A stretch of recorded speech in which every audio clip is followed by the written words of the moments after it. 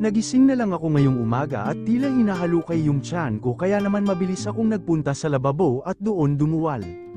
Kanina pa ako suka ng suka sa hindi ko malamang dahilan, nang hihinang bumalik ako sa kama. Ano bang nangyayari sa akin? Nabaling ang atensyon ko sa tumutunog kong cellphone at doon ko nakita ang unknown number na caller. Hindi ko ito sinagot sa pag-aakalang scammer lang ito. Ngunit hindi ito tumigil sa kakaring kahit ilang beses ko nang pinatay kaya napagdesisyonan ko nang sagutin. Hello, sabi ko sa kabilang linya pero walang sumasagot. Sabi na scammer hello, kung di mo sasagutin ibababa ko. Chanda, yun lang ang sabi nito sa kabilang linya pero alam na alam ko kung sino ito. Salamat, oo asawa ko ito, wife. May hindi ako mapaliwanag na nararamdaman tuwing tinatawag niya ako niyan. Anong kailangan mo? Sabi ko at pilit pinipigil ang sarili na hindi kabahan. Nothing, I just want to hear your voice bago ako tuluyang pumasok sa kulungan. And I want to say sorry, hindi ako magsasawang humingi ng tawad sa'yo Chanda. Kaninong cellphone ka nakigamit, ba't iba yung number mo? Segue kong tanong dahil hindi ako naging prepared sa sinabi niya. Kay Harris, kaibigan ko, dinalaw niya kasi ako ngayon bago ako tuluyang makulong.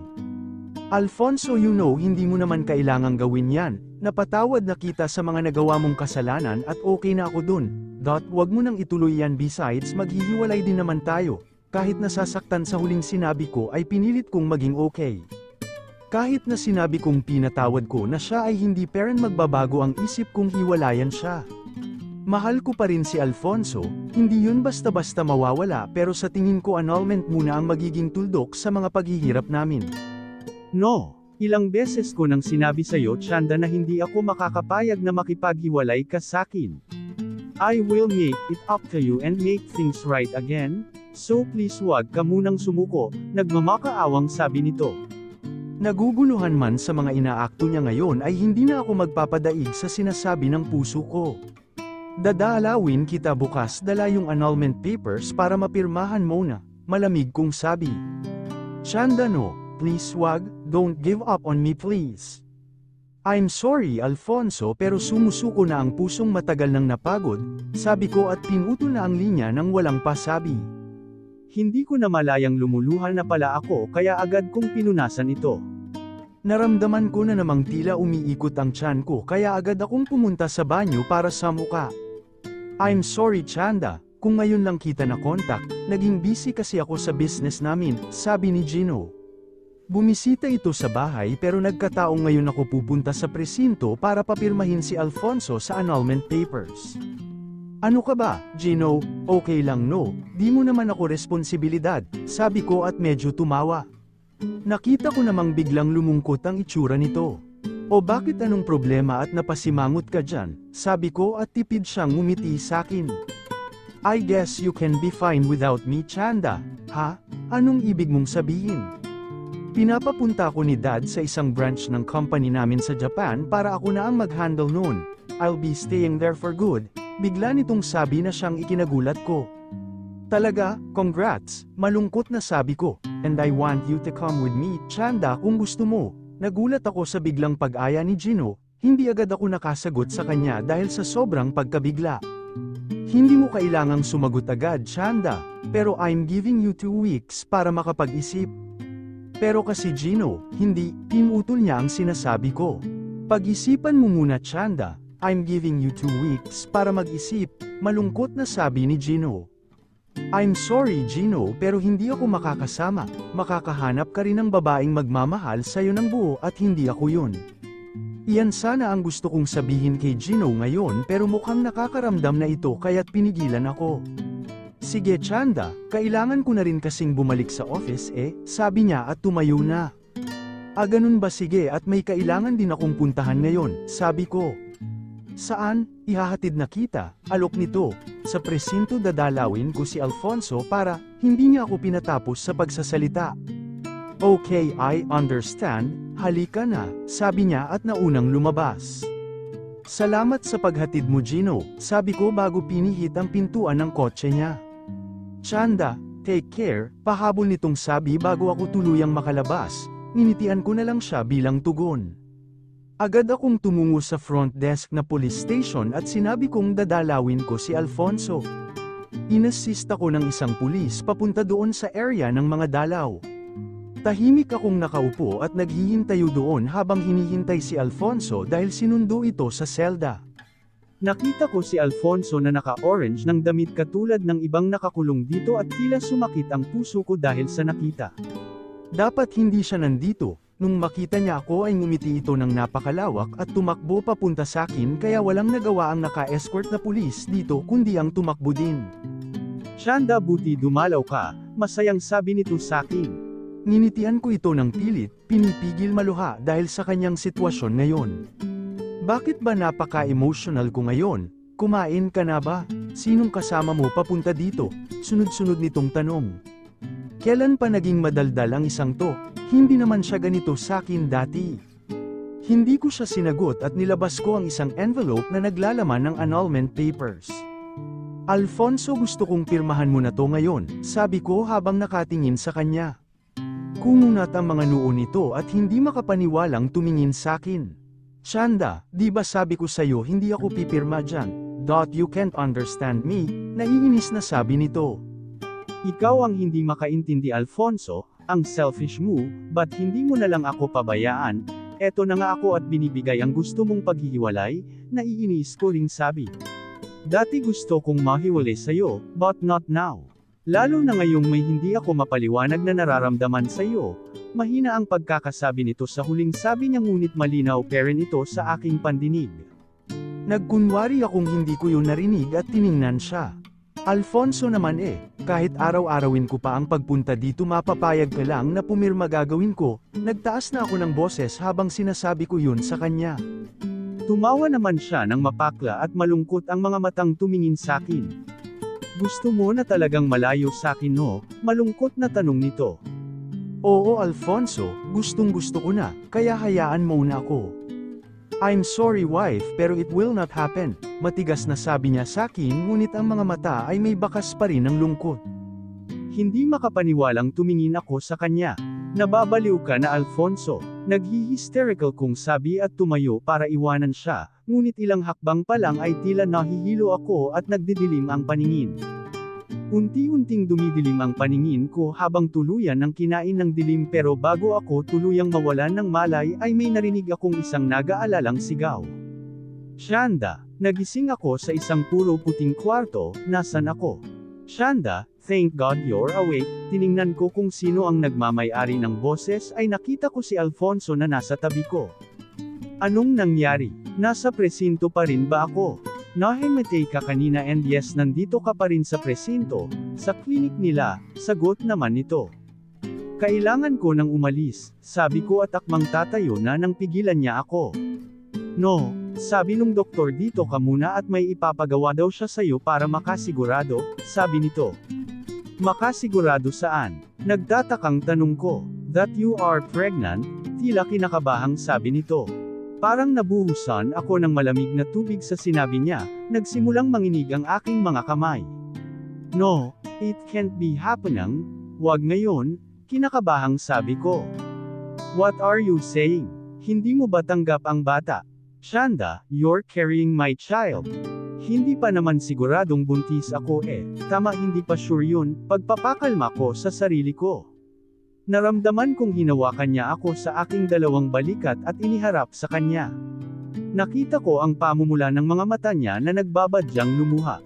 Shanda, anong nangyayari sa'yo? It's our child kaya ba't parang ayaw mong magkaanak sa'kin? You're hurting my feelings, tila pabulong na sabi ni Alfonso sa mga huling sinabi nito. Ayokong magkaanak sa'yo Alfonso kasi natatakot ako na hindi mo rin siya mamahalin tulad ko.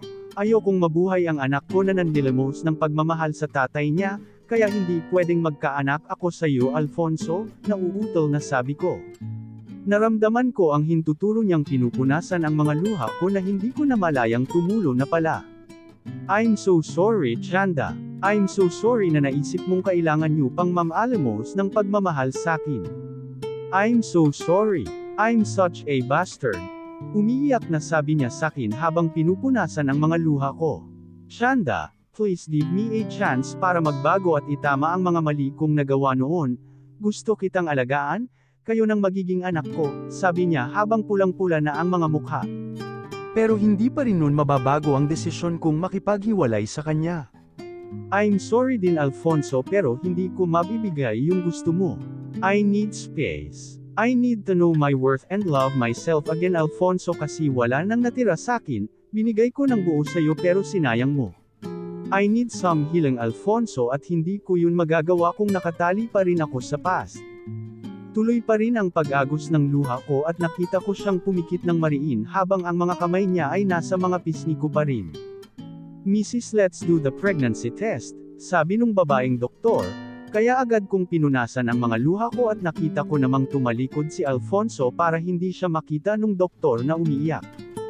Binigyan ako ng 3 pregnancy test nung doktor at pumasok na ako ng free.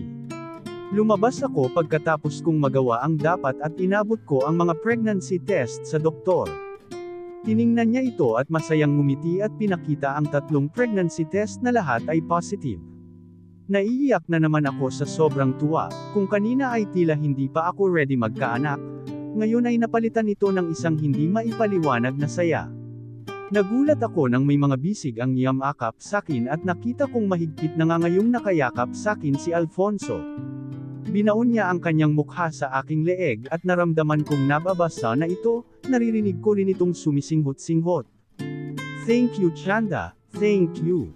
I'm very happy. I'm gonna be a dad, sabi nito habang nakayakap parent sakin.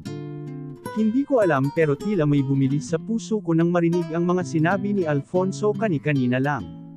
Masaya ako dahil tanggap niya ang anak niya. Kumalas ako sa yakap niya at nginitian na lang siya ng pilit dahil hanggang ngayon ay hindi ko alam ang i-react sa mga ginagawa niya. Pumunta ako sa doktor na ngayon nga ay nasa tapat ng isang ultrasound.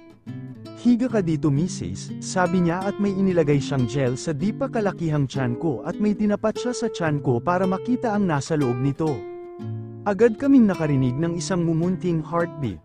Yung anak ko, napangiti ako dahil sa narinig kong heartbeats mula sa aking anak. Mahal ka ni mama anak, naramdaman kong may humawak sa aking mga kamay at doon ko nakita si Alfonso na maluhaluhang nakangiti habang nakatingin sa monitor. Pagkatapos ay pinayuhan ako ng doktor sa mga bagay-bagay. Oh Mrs. dapat hindi ka ma-stress dahil masama sa buntis pag ito'y na-stress kaya mister, turo niya kay Alfonso. Huwag mong papasakitin ang ulo ng asawa mo, dugtong nito. Aalma na sana ako at sasabihing hindi ko na siya magiging asawa ay biglang sumabat ang isa. Isa-isip ko yan dok, nakangiting sabi nito pero pilit ang kanyang ngiti. Oh and congratulations you're 3 weeks pregnant, sabi ulit nito na siyang ikinatuwa ko. Kaya pala nung mga nakaraang araw ay sobrang emotional ko at nagsusuka. Doc, kamusta yung kapit ng anak ko? Tanong ni Alfonso. Nanlambot naman ang puso ko dahil sa pagsabi niya ng anak ko. Mukhang hindi kami magkakaproblema sa anak namin pagkatapos naming maghiwalay dahil mukhang tanggap niya naman ito. Malakas ang kapit ng bata pero sana ay iwasan pa rin ang stress kay Mrs. dahil pwede rin itong mag-cause ng big impact sa pagbubuntis. Kung kayang ibigay ang mga hinihiling ni Mrs. ay agad ibigay para hindi maging emotional si Mrs. at ma-stress, sabi nung doktor. Tila natigilan naman si Alfonso sa tabi ko at hindi na kumibo. Sige po sala, naputo lang sasabihin ko dahil kay Alfonso. Paano po yun Dok? Kung hindi ko kayang ibigay ang gusto niya, hindi ko po kakayanin, out of nowhere na sabi ni Alfonso. Bakit mukhang iba na tong topic niya, mister? For the sake of your baby's mother, gawin mo kahit hindi mo kaya, mahirap magbuntis at may buhay na nasa loob ni Mrs. Kaya try to understand her pressure and stress, kaya you need to do it for her happiness, sabi pa niya. Ewan ko ba kung may alam itong doktor sa sitwasyon namin ni Alfonso o ano, dahil tamang-tama ang lahat sa sitwasyon namin ngayon eh. Tiningnan ko si Alfonso at seryoso na ang mukha nito at mukhang malalim ang iniisip. Anyway yun lang and please eat healthy foods and don't forget to take your vitamins, dagdag pa ng doktor. Salamat po, sabi ko, may dumating na isang pulis at tila sinunsundo na si Alfonso.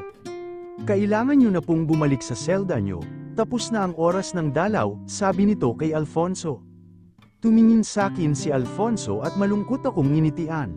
Bigla niyang hinawakan ng tiyan ko at malamlam na nakatingin doon habang marahang hinahaplos ito.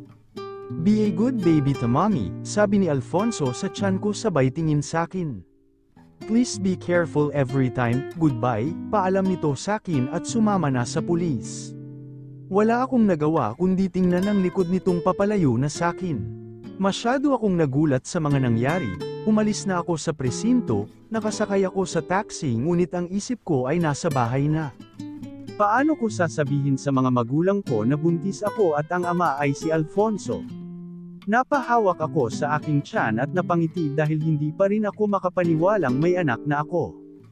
Anak namin ni Alfonso. Dumating na nga kami sa bahay at kabadong pumasok ako doon, nakita ko sila mommy at daddy na nakaupo sa sala habang nanunood. "Oh anak, andyan ka na pala, saan ka galing?" tanong ni mommy pagkakita sakin. "Sa ospital po," sabi ko, hindi ko maiwasang magsinungaling dahil kung malaman ni daddy na nanggaling ako kay Alfonso ay tiyak na magagalit ito. "Ba't anong ginawa mo sa ospital? May sakit ka ba?" Nag-aalalang tanong ulit ni mommy habang si daddy ay nakatingin lang sa akin at tila nag-oobserba. Hindi ko sinasalubong ang kanyang mga tingin dahil pakiramdam ko ay malalaman niya ang mga kasinungalingan ko. "Hindi po ma'am, pero may importante po akong sasabihin sa inyo ni dad," nanginggig na sabi ko. "Ano yun Chanda?" tanong ni ma'am. "Ma'am kasi buntis po ako at si Alfonso ang ama," sabi ko. Wala akong narinig na reaksyon. Tiningnan ko si ma'am at tila shock ang itsura nito habang si dad ay nakakunot ang noo. "Mom, Dad, hindi niyo po ba tanggap ang magiging anak ko?" Natatakot na tanong ko. "Of course, tanggap namin yan, first apo namin yan." Medyo na-shock lang ako, biglang sabi ni Mom habang nakangiti na.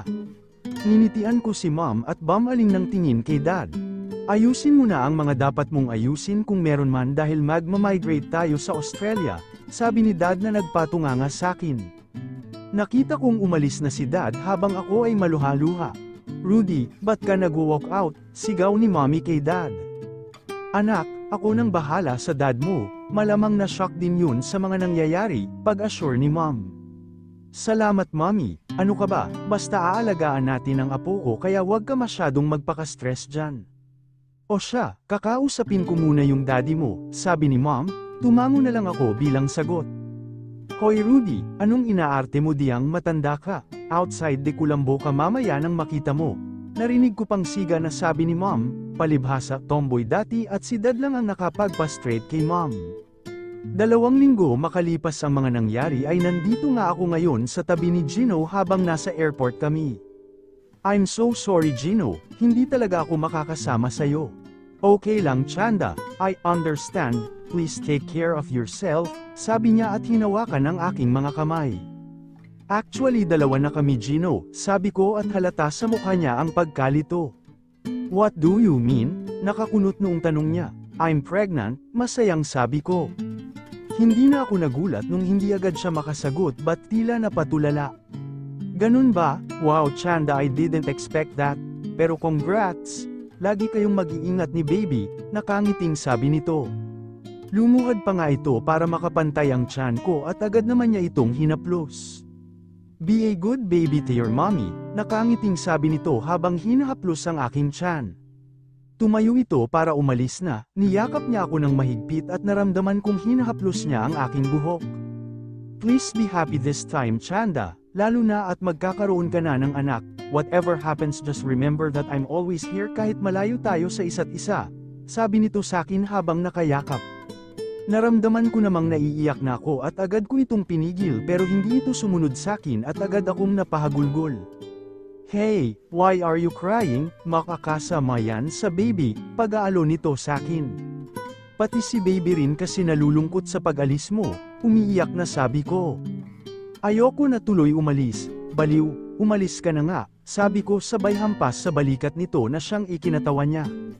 Tumungo na nga si Gino at malungkot akong nakangiti habang tinitingnan ang kanyang likod. "Sana makahanap ka ng magmamahal sa'yo Gino kasi deserve mo yon."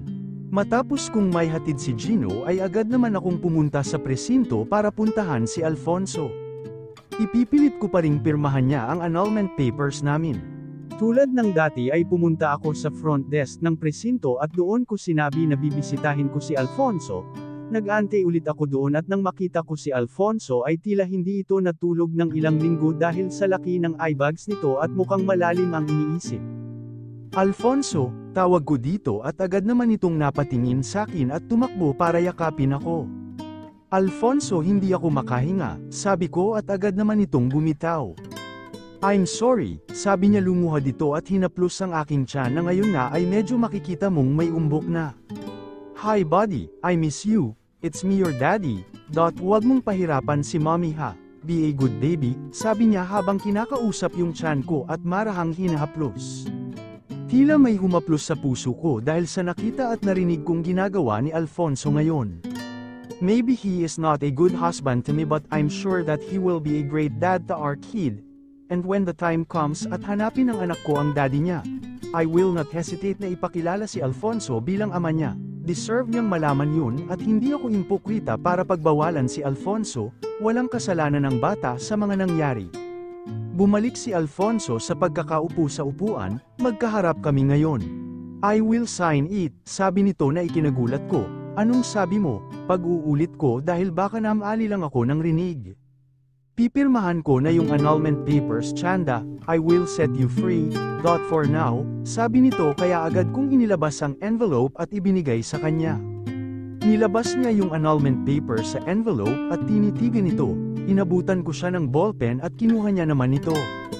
Diyan sa may baba ka pipirma katabi nung sa pangalan ko, sabi ko dahil nag-aalala na baka hindi niya alam kung saan pipirma dahil nakatulala lang ito doon. Papakawalan muna kita ngayon, Chanda. But when I fix myself, pag na-clear ko na ang mga gumugulo sa isip ko, pag nalaman ko na ang mga sagot sa magulo kong damdamin at pag nakalaya na ako dito, I will take you back no matter what happened, desididong sabi nito.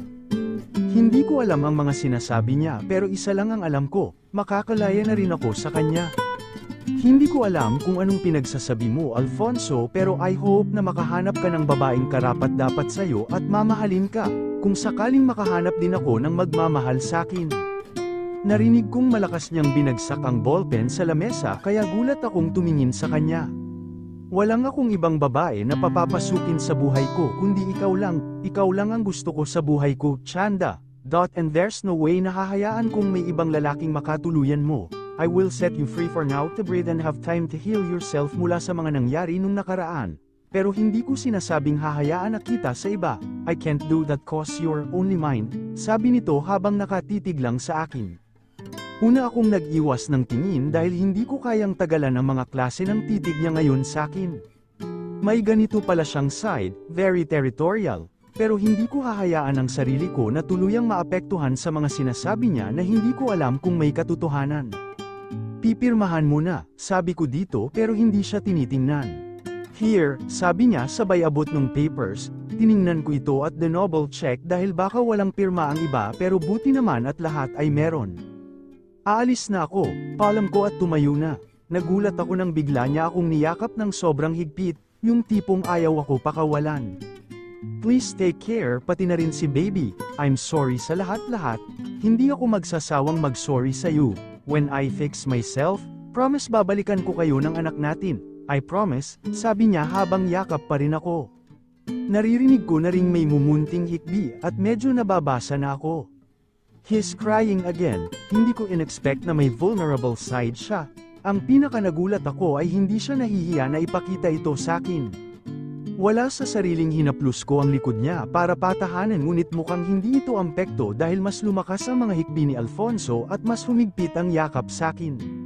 Naramdaman ko ring lumuluha na ako at mahigpit na ring nakayakap kay Alfonso.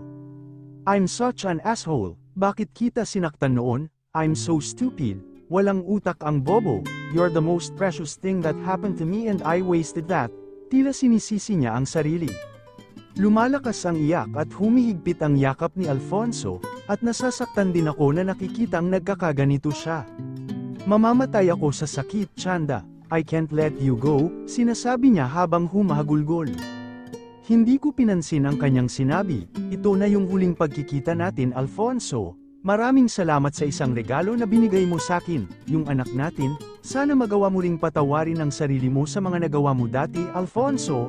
Magsimula ka ulit ng bago at mahanap mo ang tunay na ikaw at ang kasiyahan mo. Sabi ko dito habang umiiyak kaming dalawa. Ito na yung huli nating pagkikita, Alfonso. Paalam, sabi ko at akmang hihiwalay na sa pagkakayakap niya pero mas hinigpitan niya ang yakap na tila ayaw akong paalisan. Ayoko, Chanda, hindi ko kaya. Please, nagmamakaawang sabi nito. Sorry Alfonso pero hindi ko na rin kaya, kailangan na nating palayain ang isa't isa. Naramdaman kong marahas siyang umiling mula sa pagkakayakap sakin. I think I know what's the reason kaya ako nagkakaganito. I'm so stupid at ngayon ko lang napagtanto ang lahat. Horace is right, bulong nito habang umiiyak pero hindi ko alam ang pinagsasabi niya kaya hindi ko na lang pinansin. Paalam Alfonso, sabi ko at pilit humiwalay sa kanya. Agad kong kinuha ang bag ko at agad na umalis. Hindi ko na sinulyapan si Alfonso dahil baka pag ginawa ko ay hindi ko mapigilan ang sarili ko at hindi na makipaghiwalay. It's the best for the both of us. Paalam Alfonso.